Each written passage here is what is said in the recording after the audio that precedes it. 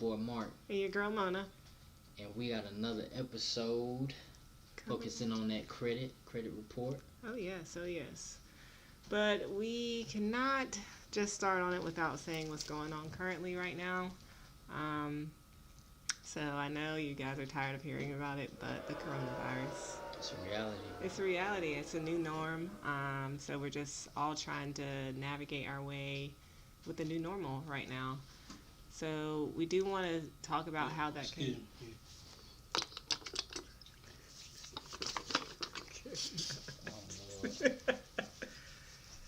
Keep sanitized, my friends. So we do want to talk about how that will affect you financially. One thing I do like to talk about is keep in touch with your lenders. You're going to have bills that are still going to be due. Like I still have to pay my mortgage right now. I still have to pay other loans I have right now.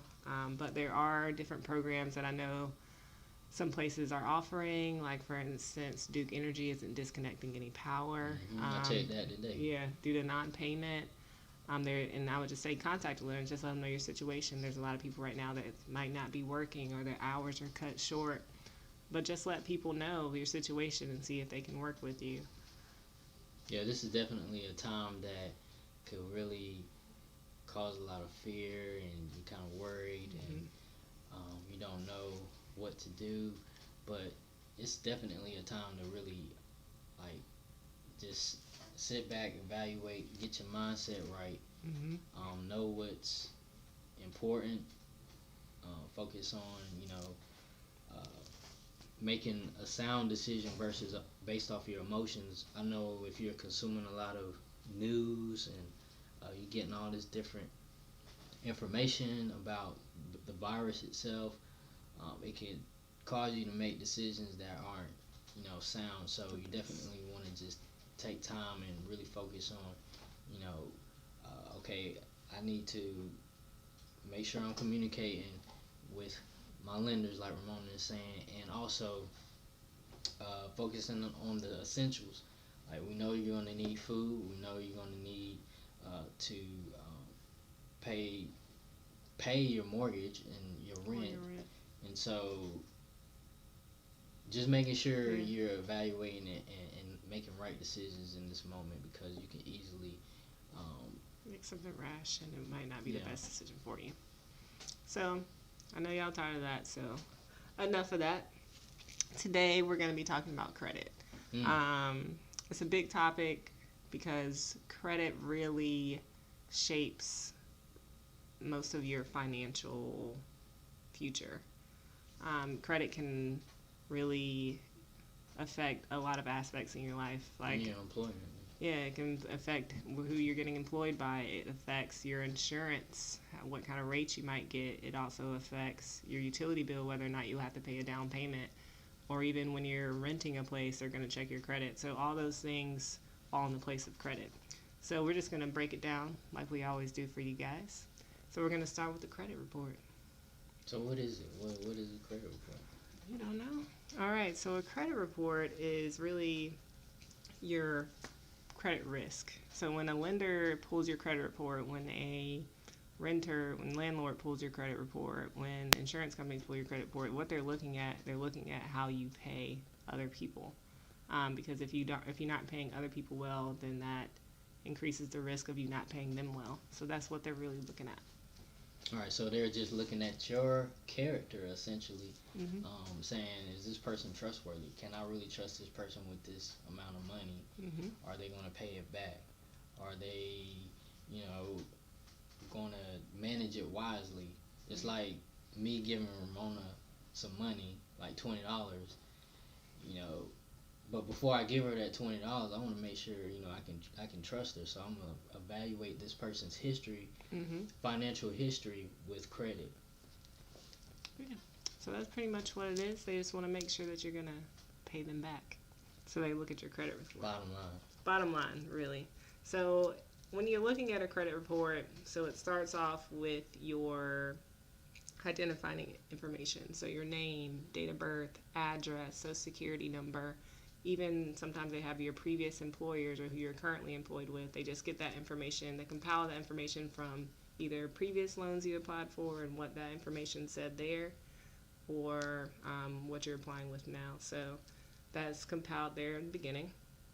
And then right under comes collections, bankruptcies, judgments, and things like that. So whatever, any federal debt maybe that you might have, I've seen people that pay utility bills. Sometimes that shows up there, like PSNC or something will show up there as a collection. I've even seen collections from like Food Lion for return checks. Really? Yeah. I was like, I didn't even know I didn't know it went that deep, but it does.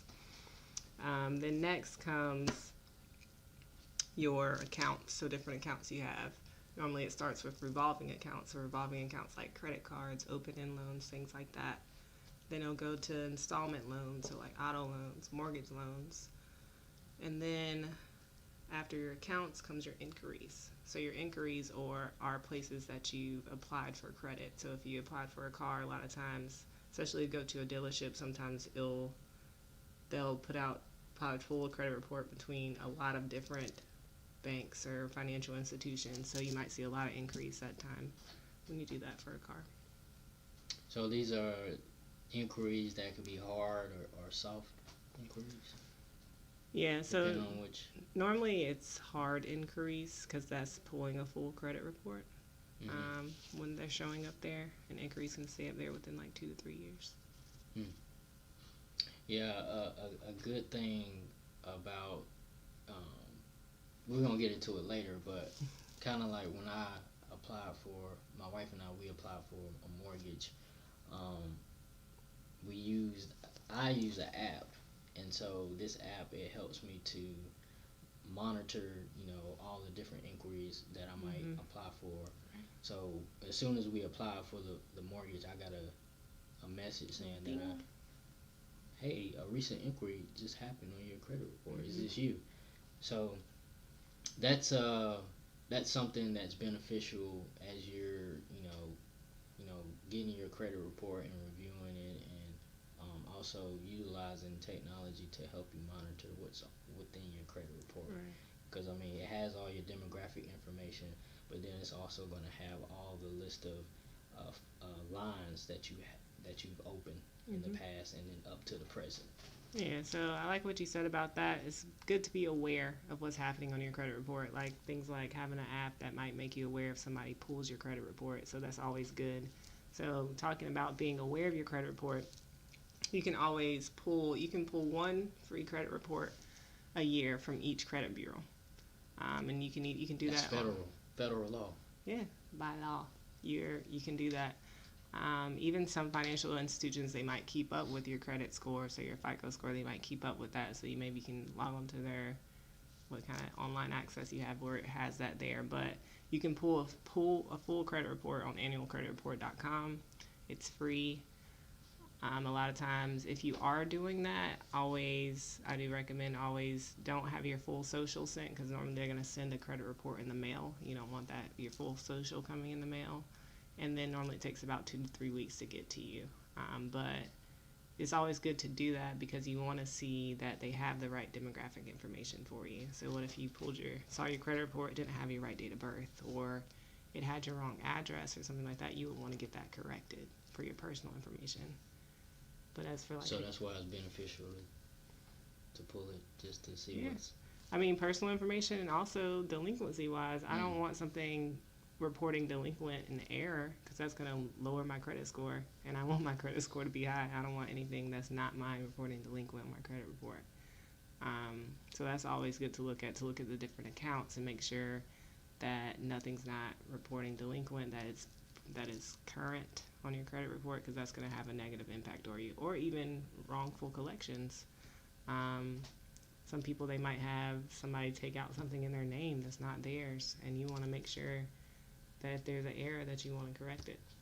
So the key is for getting the credit report, as we're going to just reflect on it, you want to make sure there's no identity theft. There's no you want to make sure if there's any collections. What else? Also, even inquiries, like you said. If you got a notification right now and it said your credit report was being pulled, you're like, wait a minute, I'm not applying for any credit right now. What's going on? Somebody's trying to use my social to apply for something. And if you do have something like that, there's options where you can either place a freeze on your credit report. You can put a fraud alert on your credit report as well. So a fraud alert would alert any kind of lender or someone pulling your credit that this might not be the person that's supposed to be pulling it. So it makes them ask further questions. And then a freeze, it just freezes your credit report. So if somebody tried to take out something with using your social, they wouldn't be able to. And you can remove that freeze if you're getting ready to, apply for credit. Right. So either you can put a time frame on it, or you can say just indefinitely until I call, and then they'll ask you how long you want to lift that freeze for. Either you can lift it for until you put a freeze back on it, or they'll say, the last time I did it, I was like, well, just leave it unfrozen for 2 weeks, and then they put it back on. Somebody hacked you? No, I'm just cautious. I'm cautious. People are, I don't know, people are a little, too smart for their own good. Yes, very much so. Very much so. Yeah. But it's always good to just check up on your credit report. Just make sure everything's correct up there. And if you do see an error, ways you can correct it. You can correct it yourself.